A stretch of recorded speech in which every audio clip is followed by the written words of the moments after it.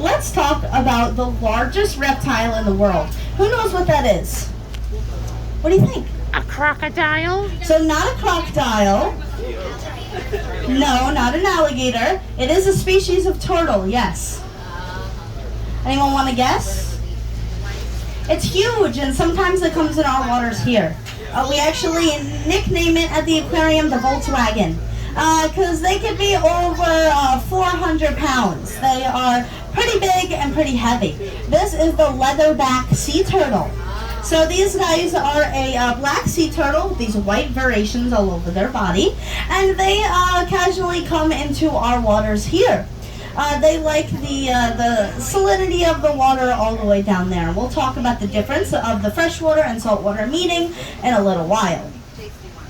So these guys, does anyone know what a sea turtle's favorite food is? You can say it out loud.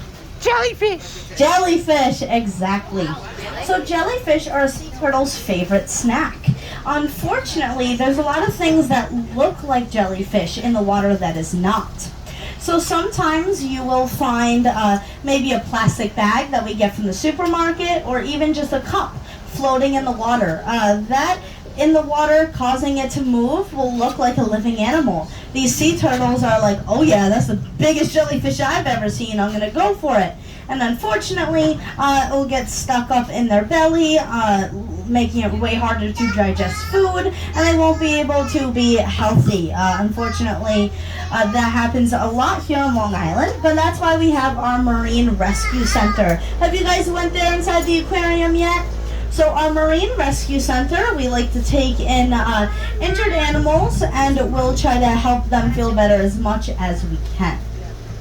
So you can go visit that out. Go visit our Marine Rescue Center. It's right in the aquarium by the stingrays, and you can check out some of the sea turtles that we are rehabilitating, making sure that they are nice and healthy, and then we release them out to the beach. Yes, so the plastic straws, what happens with those is sometimes they can get stuck in the sea turtle's nose, or if they swallow it, it can clog an airway. Those kind of look like either a piece of seagrass or a piece of kelp or something like that when floating in the water. So it'll be pretty hard for them to know the difference. So right now we are on a special body of water. So this we like to call the Peconic Estuary. Has anyone ever heard of an estuary before? Yeah. So estuaries are pretty important. So really the definition of an estuary is a place where saltwater and freshwater mix in a natural environment. That's my next question. So besides you, does anybody know what it's called when saltwater and freshwater mix? Brackish. Yes, there we go. It is called brackish water. Brackish water is when saltwater flows into freshwater or freshwater flows into saltwater.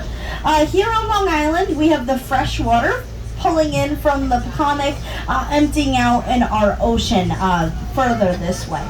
So that's going to help us out a lot with the water going downstream, and then we get that beautiful brackish water. So that brackish water helps out an estuary quite severely. So there's different reasons why estuaries are so important, and especially to us on Long Island. The first reason is going to be the species. There's going to be a whole bunch of different animals in here, different species from salt to fresh to brackish water fish. There's going to be different kinds of animals, crabs, coming from all different ranges in this one area. So that is not only important for us as a community, keeping this environment alive and healthy, but it also helps our animals as well. These animals like to pick a spot where they like to call a nursery. So a nursery is going to be where these animals decide to have their young and live their life. So they're going to pick one area, they're going to hang out in that spot, and then they're going to bring all their friends, tell them that it's nice and safe here.